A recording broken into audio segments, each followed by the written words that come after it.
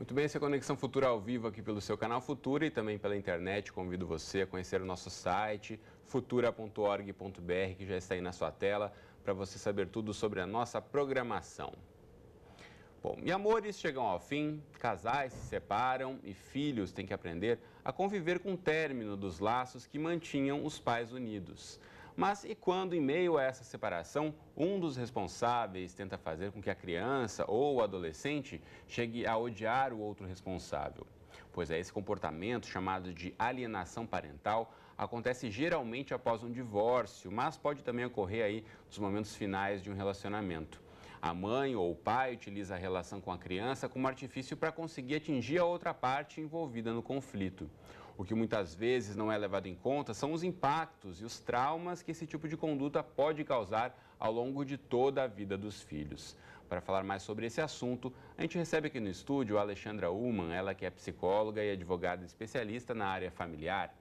E também conosco aqui no estúdio está a Andréa Calçada, psicóloga e autora do livro Perdas Irreparáveis. E logo mais a gente fala também com o Analdino Rodrigues, presidente da Associação de Pais e Mães Separados. E você em casa, como sempre, também é nosso convidado, então aproveite aí para tirar suas dúvidas, participe da conversa mandando mensagens, comentários, opiniões para a gente, compartilhe sua história, se você já passou por uma história semelhante, se está nesse momento passando por algo assim ou conhece alguém que já vivenciou algum caso de alienação parental, mostro para você na sua tela facebook.com/canal Futura Oficial, espaço aí na rede social para você compartilhar sua história com a gente, curtir, comentar, deixar registrado o seu comentário ou ainda mande mensagens para a gente no Twitter, no microblog, é só marcar aí a sua dúvida com o perfil que é o @canal Futura. Ou ainda você tem como opção o bom e velho telefone, pegue aí e disque pra gente 0 operadora 21 3523 4098. Enquanto você faz isso, eu dou as boas-vindas às nossas entrevistadas. Andréa e Alexandra, tudo bem com vocês? Tudo bem, boa tarde. Bem-vindas. Quero começar mostrando aqui para você de casa o Perdas Irreparáveis, Alienação Parental e Falsas Acusações de Abuso Sexual, que é o livro da Andréa Calçada. Andréa, é um tema, a gente fala alienação parental, pode parecer distante para muita gente, mas é um tema corriqueiro, todo mundo conhece alguém que já conheceu alguém que passou por uma situação como essa, então fala um pouquinho para a gente que experiências levaram você a resolver escrever esse livro e reunir essas histórias aqui. Na verdade, a alienação parental é um tema que existe desde que o mundo é mundo, né? Só que, na verdade, o mundo mudou, as relações mudaram. Antigamente os pais eram provedores, à medida que ocorriam as separações, o pai se distanciava normalmente. Hoje o pai troca a fralda, dá comida, leva para a escola, e então esses conflitos vêm se acentuando porque os pais querem estar presentes. Querem participar mais, você vê cada vez mais também os pais lutando pela guarda dos filhos, a justiça dando a guarda para os pais muitas vezes. Exatamente. E então, assim, de alguns anos para cá, a alienação parental surgiu como nome para algo que já existia há muito tempo, né? E, na verdade, a ideia, eu já trabalho nisso há muitos anos, então a ideia, assim, da gente dar um nome é de facilitar a identificação justamente da alienação parental para que a gente possa tratar e prevenir da melhor forma possível, né? Muito bem, Alexandra, a gente sabe muitas vezes que acaba chegando num litígio, né, quando há uma separação, o pai e a mãe não se entendem mais. Agora, quando é uma criança, principalmente uma criança pequena, entender aquela separação dos pais fica mais difícil. E quando os pais não estão preparados também para apresentar essa questão, para discutir isso com a criança, e muitas vezes acabam mostrando, né, as desavenças e as brigas, usando a criança, isso pode causar traumas para o resto da vida. Sem dúvida, né? Eu acho que é importante a gente entender que, eu até brinco, digo que os pais deveriam ser educados para se separar e não para casar. Porque para casar é fácil, né? E ser educados para ser pai também? Não, para ser pai e ser mãe, né? A gente tem que ser educado para ser pai, para ser mãe, como a gente é educado para ser filho, para ser adolescente, para ser empregado, empregador. No judiciário, a gente tem que ver isso, que a ideia mudou de um tempo para cá. Como a Andréa falou, antigamente existia alienação, mas dizia o seguinte: é a briga de marido e mulher, com o tempo passa, a poeira baixa. Só que hoje em dia o judiciário vê isso de uma forma diferente. Quanto mais rápido as questões forem colocadas ao judiciário de uma forma mais tranquila, mais fácil é de se resolver. O pai e a mãe que procuram advogados beligerantes provavelmente vão litigar eternamente. O ideal é que seja feito uma separação, ou feita uma ação, uma separação, um divórcio, com guarda, com regulamentação de convivência, porque a gente não fala mais visita, Visita é coisa para amigo, não é coisa para pai e mãe. Então, pai e mãe convivem, pai e mãe não visitam. Então, trazer isso para o judiciário de uma forma mais amena, sem questionar comportamentos, sem falar mal do outro. E isso cabe à interface com o judiciário, que é do advogado. O advogado ouve todas as reclamações e tem que colocar isso, passar por uma peneira e colocar para o juiz da forma mais tranquila possível, para que o outro lado, ao ler, não se sinta atacado. E assim as separações começam a ser feitas de uma forma mais amena, o que só beneficia a criança, porque os adultos já estão adultos, vão refazer as vidas. E as crianças não perdem os pais. Existe ex-marido, mas não existe ex-pai nem ex-mãe. Nem ex-filho, né? Nem ex-filho. Agora, a questão que a André aponta, por exemplo, aqui no livro, no subtítulo, né, que são falsas acusações de abuso sexual, mas eu amplio também para falsas acusações inúmeras, né, que muitas vezes o pai ou a mãe acaba plantando na cabeça da criança, isso acaba influenciando muitas vezes até no julgamento da separação. Fala um pouquinho sobre isso, esse uso da criança, esse mau uso, né, da criança no momento da separação, André. Na verdade, assim, a acusação de abuso sexual é uma das mais graves, mas a gente tem as acusações de abuso físico, de abuso psicológico, emocional, exato, o psicológico, né, que às vezes é o que mais existe como acusação.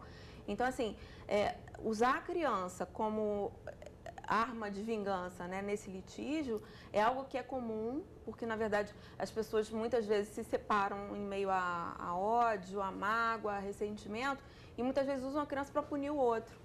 Né? Então, assim, quando a Alexandra fala de saber se separar, eu acho assim, a gente tinha que aprender a saber elaborar melhor as perdas, né?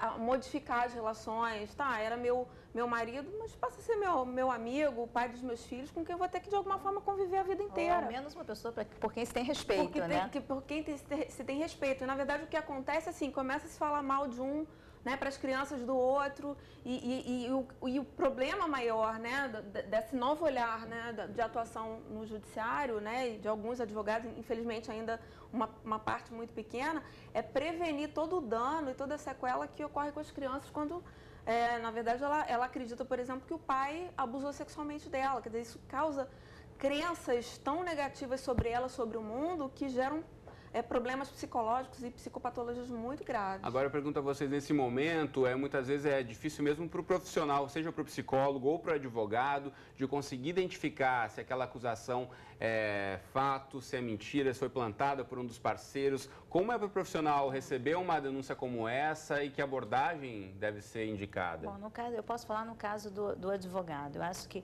qualquer denúncia, a gente como profissional do direito, a gente tem que partir do princípio que o nosso cliente não está falando toda a verdade sempre. Por quê? Não porque não seja verdade, mas porque eu digo que toda verdade tem 3 versões, a minha, a sua e a verdadeira. Então, os olhares das pessoas modificam o fato real. Então, a gente recebe aquilo tudo e é o filtro. O advogado é o filtro para o juiz. A gente tem que tomar muito cuidado. Toda vez que eu recebo, eu paro. Quando eu tenho qualquer tipo de dúvida, eu encaminho um profissional da área de psicologia, eu encaminho telefone profissional, avalia para mim, vê o que você acha. Por quê? Porque o meu interesse, como advogada, não pode ser ganhar a causa. Tem que ser preservar a criança de um mal maior, causado muitas vezes por um processo mal conduzido. Então, a gente tem que ter essa visão e tem que ter esse cuidado. Por quê? Eu vou apresentar para o juiz uma versão. Quando chega o juiz, vai ler aquilo, ele lê o que está no papel. Ele não sabe da vida das pessoas. Então, ele vai averiguar como aconteceu há poucos dias no processo. Uma determinada profissional juntou aos autos fotografias alegando que a mãe agrediu o filho e pedindo a suspensão da visita. Eu imediatamente provei que aquela agressão não foi uma agressão. A criança caiu há 2 anos atrás e os pontos foram dados num hospital X e a mãe estava de plantão em outro hospital. Em audiência, a juíza olhou para a cara da advogada, a advogada ficou sem ter o que fazer. Por quê? Porque ela acreditou na versão do cliente. Isso, não estou falando em má fé do profissional, estou falando na boa-fé excessiva. Ela acreditou na versão do cliente e trouxe ao juízo uma prova que, se é um juiz que não é cuidadoso, essa juíza foi cuidadosa e marcou a audiência para o dia seguinte. Se é um juiz que não é cuidadoso... É uma decisão que vai influenciar a vida inteira dessa criança. Ele pode embarcar nessa situação e afastar uma mãe ou um pai por um tempo que a gente não sabe qual é. André, em relação ao psicólogo, nessa questão, como se posicionar, de que forma muitas vezes é uma situação delicada em que o profissional não sabe muito bem para que lado, né, pesar, ou tem que ouvir os 2, 3, os 4, os tantos lados forem possíveis, né? Exatamente. É interessante porque você não é da área, mas você sabe o que Disse deve, exatamente o que deve ser feito. E, na verdade, eu e a Alexandra, né, a gente há anos, assim, briga para que os profissionais tenham essa leitura que você tem. De certa forma que a gente busca no jornalismo também, não vi um lado ou outro, vi vários lados. Mas é exatamente, porque é a coisa mais óbvia, fato, só que né? o que acontece? Os psicólogos, em sua maioria, e eu posso falar desde o psicólogo que está no consultório, do psicólogo que está na área jurídica, que está na escola, que está...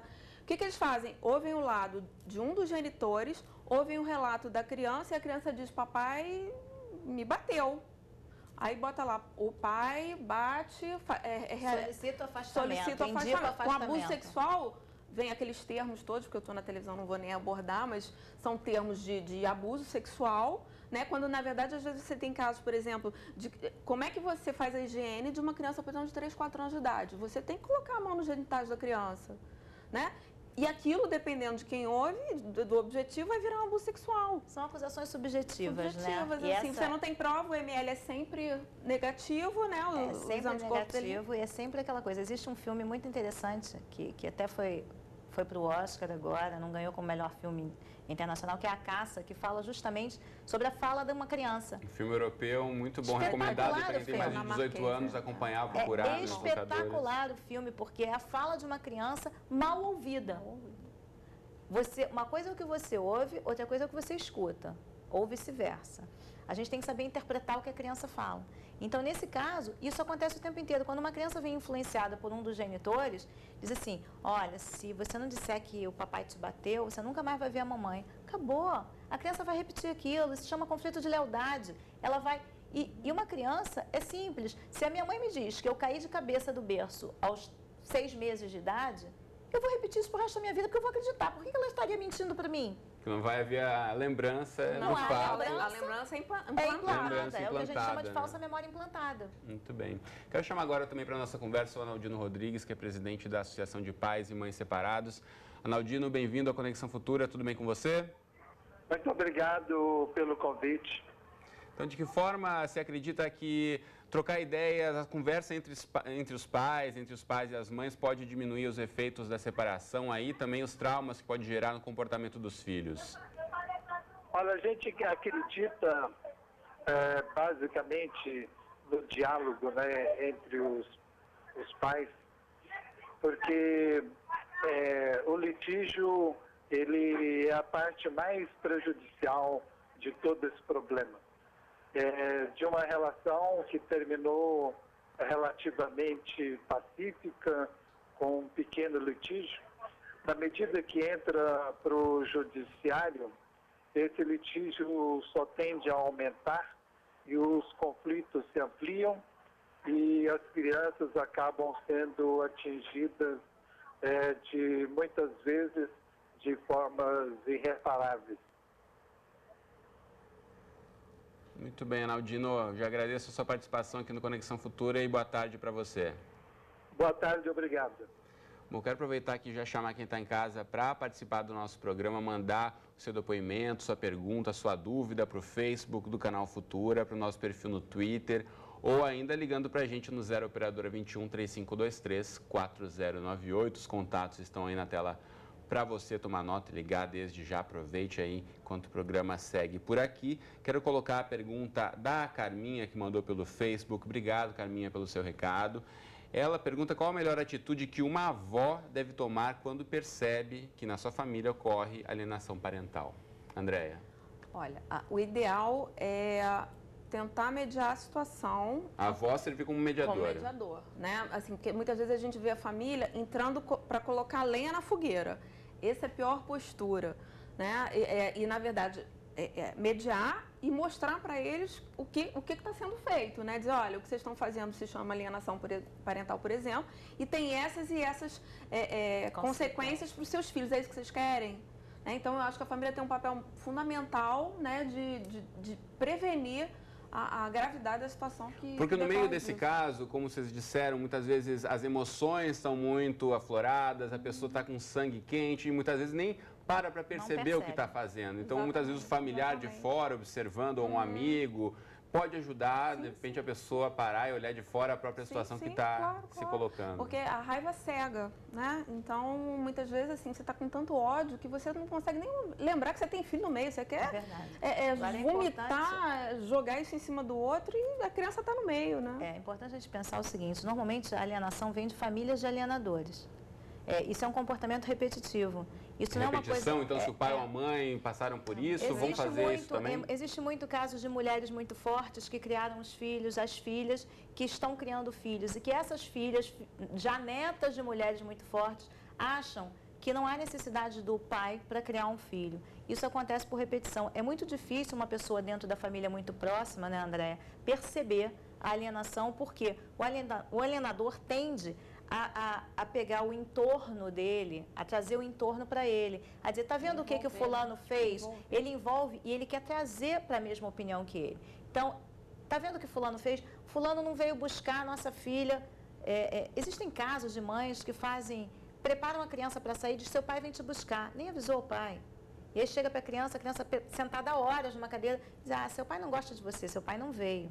Isso vice-versa, acontece, não avisa da festa da escola, e aí o pai não vai dizer, tá vendo, seu pai não gosta de você, ele não foi na escola. Na verdade, essa mãe, nesse caso, está privando a criança de ter a convivência e a relação com o seu próprio pai. E o direito é da criança, a gente tem que entender que o direito da convivência é preliminarmente da criança, não é do pai e da mãe. Esse é um direito que a criança tem de conviver com ambos os genitores e ter as referências das duas famílias, sempre.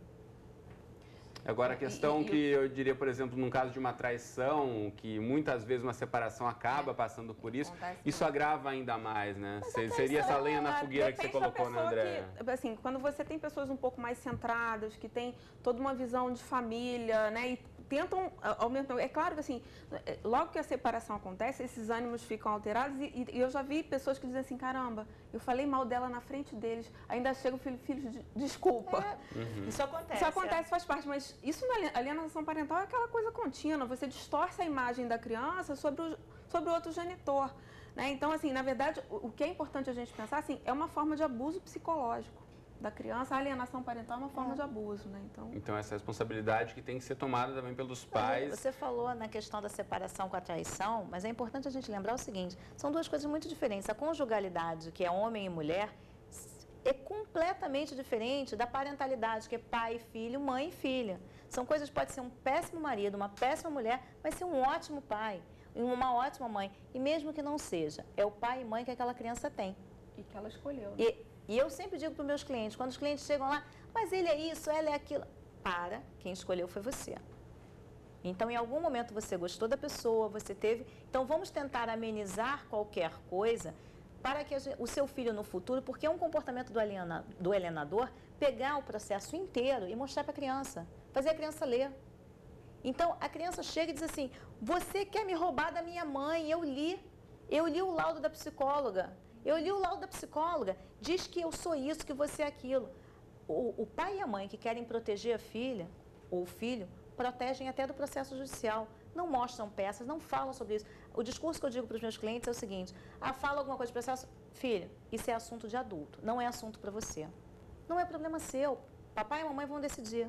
Acabou. Estando brigando, não estando brigando, a criança tem que saber que a autoridade parental, a autoridade do pai e da mãe, ele não vai, senão ele começa a jogar. A criança começa a jogar, pede para filho com pai casado, faz isso quando já manipula. Quando é separado ainda, imagina, num processo e meu pai disse que como você é esse. assim, assim, assim. Ah, é? Ele disse, então ele é assim, assim, assim. Ah, ele disse que vai me deixar fazer isso. Isso vai marcar traços da personalidade dessa criança, adolescente, do próprio adulto, quando crescer também. Passa a aprender a criar situações para poder... manipuladoras, né? São as crianças manipuladoras, né? Então, tem mais perguntas chegando para a gente aqui. O Fábio, ele compartilha aqui que o regime de guarda compartilhada foi sancionado em 2008, mas o IBGE diz que apenas 5% dos regimes de guarda são compartilhados.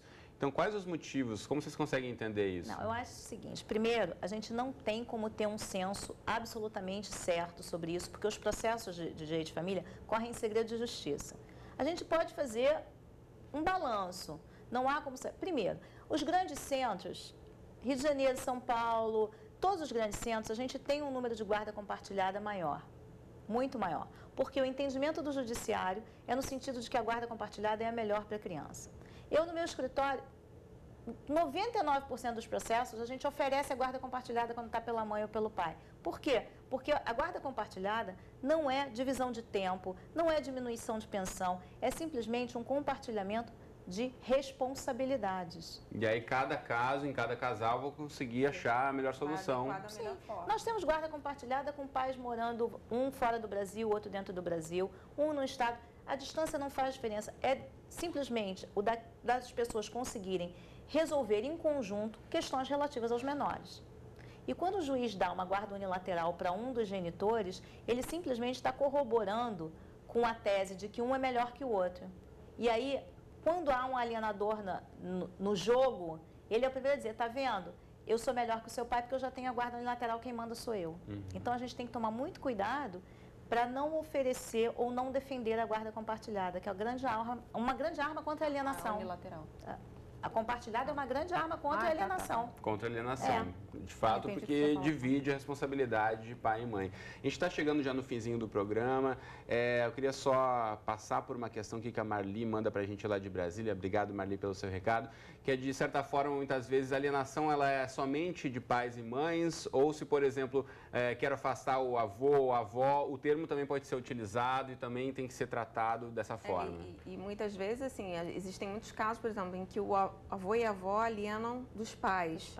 Né? Essas são algumas situações que a gente vê bastante. E existem acusações de abuso sexual contra avô e contra avó. Eu tenho um caso contra uma avó simplesmente porque a mulher não gostava da sogra. Então, você tem alienação, a lei já fala, é contra o guardião ou a família extensa. Ou seja, é o guardião, irmão, irmã, tio, tia, pai, avó, avô. Então, é a família extensa também, é contra a família uniparental, né, de um dos dois. Muito bom. A gente tem uma série de perguntas, não vamos conseguir responder a todas aqui. O Sérgio lá da Bahia, o Carlos Henrique aqui do Rio, também a Mel do Twitter. É um assunto polêmico, está todo mundo interessado, então a gente vai voltar a esse tema com certeza aqui no Conexão Futura, mas antes de encerrarmos, temos um minutinho. Só queria ouvir de vocês, então, para quem está passando por uma situação como essa, começa-se por onde? A tentar quebrar esse mito, a tentar quebrar essa barreira e chegar numa conversa para que seja menos danosa para os filhos, principalmente. Eu acho que, assim, o primeiro passo é pensar que existem filhos no meio do caminho, tentar colocar a raiva de lado e tentar conversar. Se não se consegue fazer isso sozinho, é para se pedir ajuda de um advogado que tenha esse olhar diferenciado. A gente trabalha em conjunto. Um advogado que tenha um olhar diferenciado, um psicólogo. Pedir ajuda, porque muitas vezes o sofrimento é tão intenso que não dá para fazer isso sozinho, né? E vale a pena lembrar o seguinte, o judiciário não é só um lugar de litígio. É um lugar, muitas vezes, você homologa acordos para não haver litígio. Então, um acordo bem homologado evita um litígio de 20 anos. Então, por isso que eu digo, separou, resolve rápido. Porque isso vai evitar que o futuro se perpetue o litígio. Não deixe os problemas crescerem. Exatamente. Né? Mas é isso aí, então. Infelizmente, o nosso tempo chegou ao fim. Então, André e Alexandra, muito obrigado pela presença aqui comigo no estúdio hoje no Conexão. Você de casa, obrigado pela companhia de sempre. Espero você aqui de segunda a sexta, ao vivo, às 2h30 da tarde, nas representações, 00:30 e 7h30 da manhã, ou então qualquer hora do dia e da noite no site do Futura. Um abraço para você e até o próximo Conexão.